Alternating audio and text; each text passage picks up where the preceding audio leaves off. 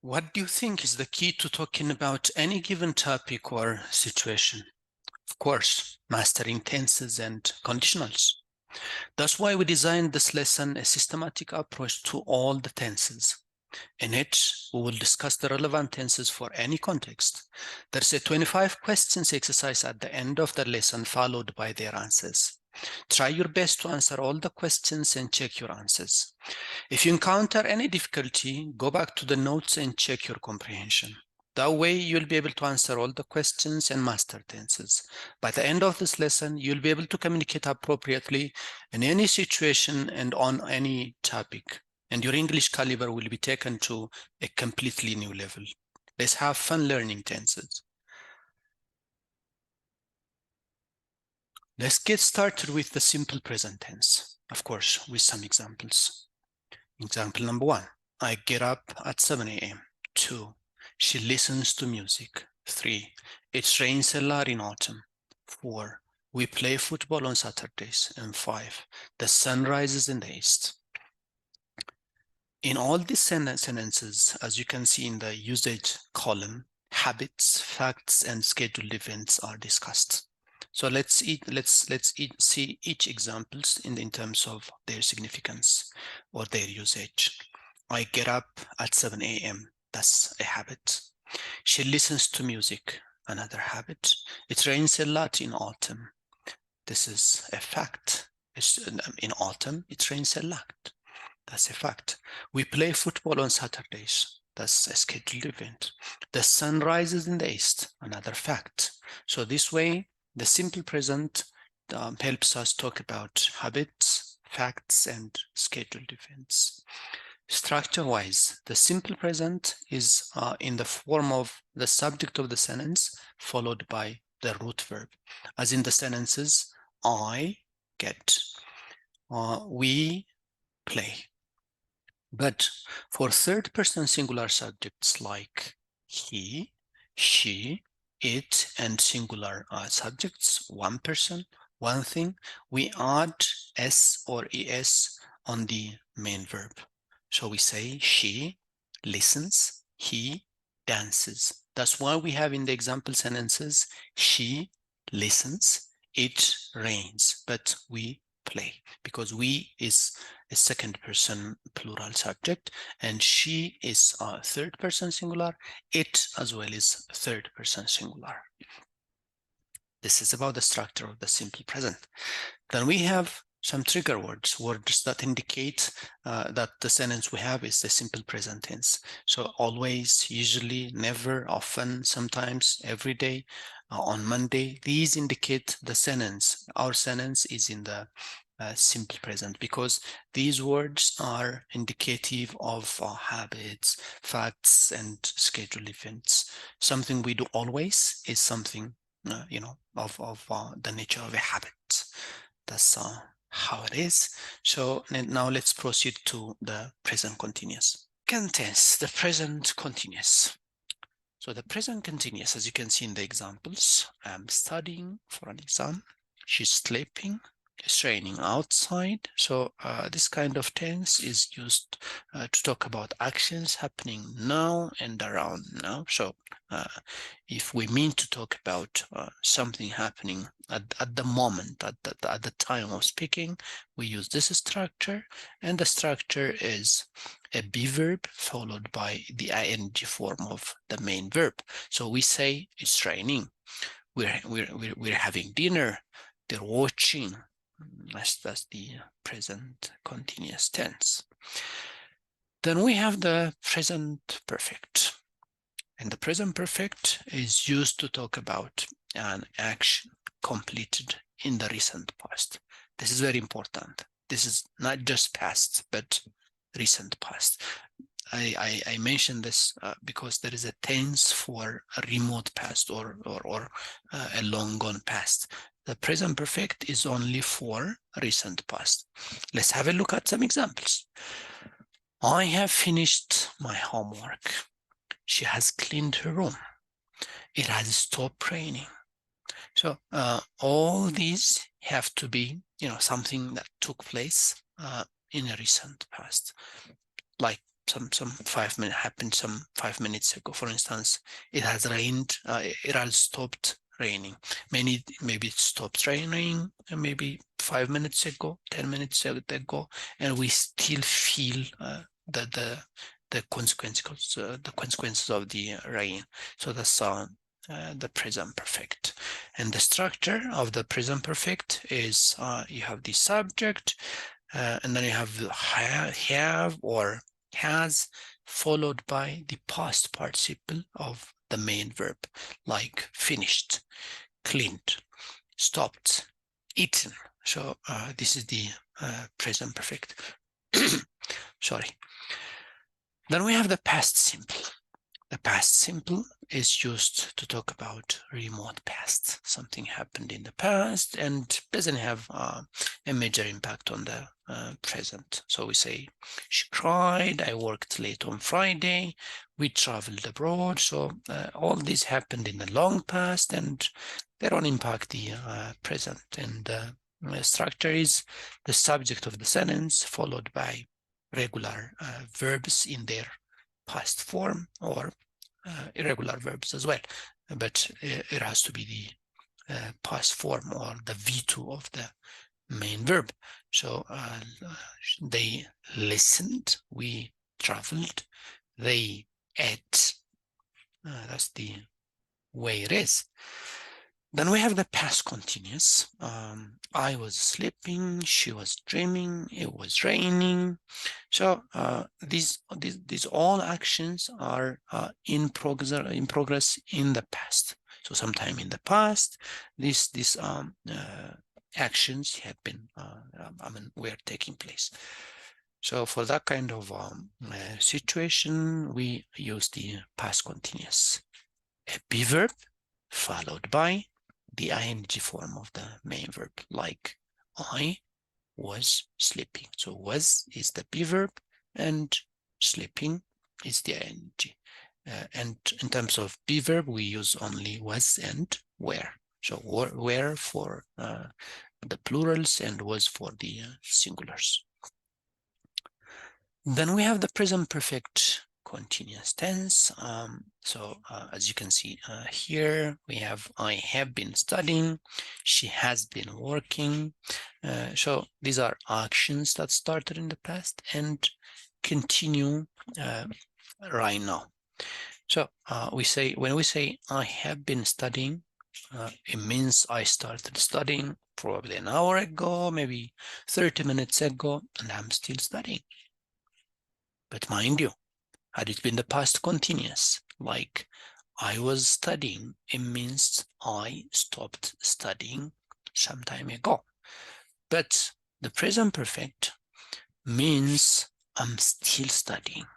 So I have been studying means I started studying some time ago, and I'm studying right now at the time of speaking. Fine. And in terms of structure, in the present perfect continuous, we have the have or has, depending on the subject of the sentence. So if it is I, we say have. If it is she, we say has. So she, it, all singular subjects take has, and all plural subjects take have. Followed by been. So been is very important here. I have been, she has been, it has been, they have been. Been is always there. Been is constant in the present perfect continuous. Then we have the past perfect. So the past perfect is an interesting tense. So as you can see in the example here, I had finished my homework and watched TV before dinner. I had finished my homework, that's one action, and watched TV before dinner. Now, the key thing about the past perfect is we should be able to differentiate between the two past actions. And in the past perfect, one past action has to happen before another past action. And for that action that took place before the other past action, we use the past perfect. And for the later action, we use the simple past. Let's have a look at the examples. I had finished my homework. This happened first. Then what happened? I watched TV. That's it. So I finished my homework. I had finished, then watched TV. Let's have another example. She had cleaned her room. So cleaning the room took place first before she called her friend to chat. Then she called her friend. So in all these sentences, two things happened. Something happened first, which used the past perfect structure. Something else happened next, which used the simple past. That's how it is. And as you can see, the past perfect structure uses had plus the V3 form of the main verb. So had finished, had cleaned, had stopped, had eaten, and had left. So all these actions happened before another past action. Good. Let's move on to the future simple. And the future simple, as you can see, is I will, she will, it will, we will, they will watch TV.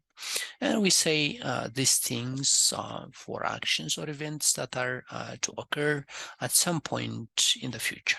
So there's something which has to take place sometime in the future. We use the simple future, and we use the structure subject followed by will or shall. But unfortunately, these days, people tend to not use shall, so everybody prefers to use will, so we better stick to will. So I will, she will, it will, we will. That's how it is. Then we have the future continuous tense, like I will be sleeping, she will be dreaming, it will be raining, and this tense is used to talk about actions in progress in the future. So I will be sleeping when? Sometime in the future. So that's the nature of the future continuous, and it uses the structure will plus be plus the ing form of the main verb. Will be dreaming, will be raining, will be cooking. That's how it is. Then we have the future perfect, an interesting tense. So I will have graduated. So an action that will be completed before, that will be completed in some time in the future. Like I will have graduated by the year 2026. She will have retired by May, so in the future. It will have stopped raining sometime in the future. So at that point, something must have completed, an action completed sometime in the future. And we use the structure subject followed by will have actually, then past participle or the V3 form of the main verb, as in she will have retired, I will have stopped, will have stopped raining, and the like. Then we have the conditionals. Conditional one. Okay, let's have a look at examples. If it rains, we'll stay home. When I finish work, I will call you. So conditionals, as the name implies, they're all about conditions. So there is a condition which is presented in the conditional clause.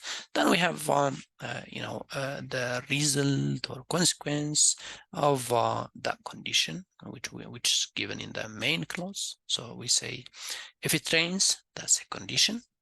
We will stay home. That's what will happen. That's the consequence. So if it rains, is the cause. Rain is the cause. Staying at home is the result. When I finish work, that's the cause. I will call you. So the calling takes place only when he or she finishes.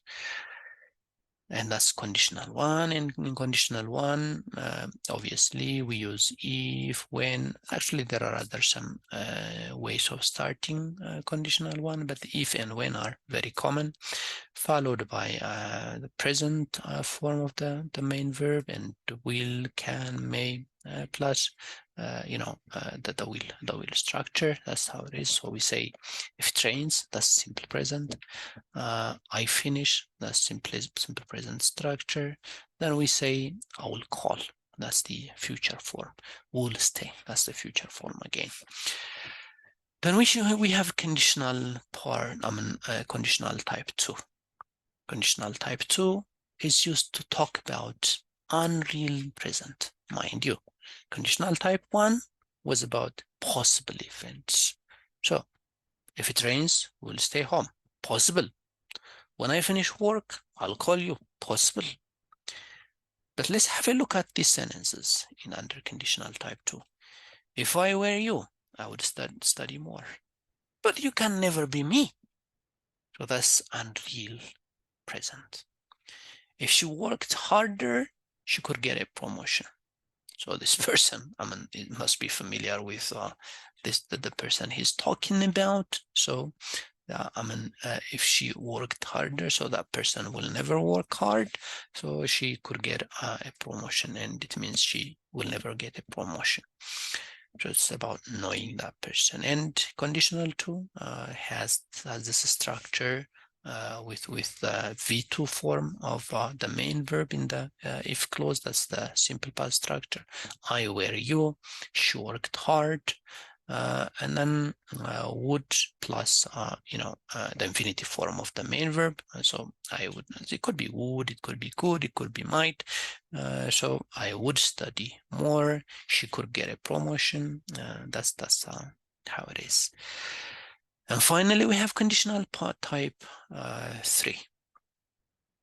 If I had studied more, I would have passed the exam. If they had tried, they might have succeeded. So if you remember the past, the past perfect structure, here in the if clause, we have the past perfect structure. Had studied, had tried. And in the main clause, they might have studied, might, could, or would, plus have, plus past participle of the main verb. So we have unreal past here. So conditional type 3 is all about unreal past. Mind you, this situation is not only unreal, but also in the past, okay? So if I had studied more, when? In elementary school, maybe, I would have passed the exam. So by now you are 20, you are in the university and everything. So that situation had long gone, okay? But you say you talk about it right now. So it's it was in the past and it was unreal, okay? If they had tried, it's in the past. They and also they didn't have that nature, okay? So there's no, it's not possible to try, okay? So you say if they had tried, they might have succeeded. So here is the activity. Choose the correct answer to complete the sentences. 1, 2, 3, 4, 5 goes on and on and on and on and on. 25 followed by the answers. So it's a good idea if you practice the questions, you check, and after that you check your answers. So you don't have to rush to the answers whenever you encountered some challenge. So first try your own and then check your answers. That way you can learn and benefit from the experience. So 1, 2, 3, yeah, 25 answers as well. Well, thank you very much for watching the video. Write us in the comments if you have any comments, suggestions, questions, or you would like to join our online classes. We have wonderful online classes with flexible schedules, so you can talk to us and join our classes. And please don't forget to like and share the video. And if you haven't yet subscribed to our channel, subscribe to our channel. You'll benefit a lot from working with us, and it's a lot of encouragement to us. Have a good one.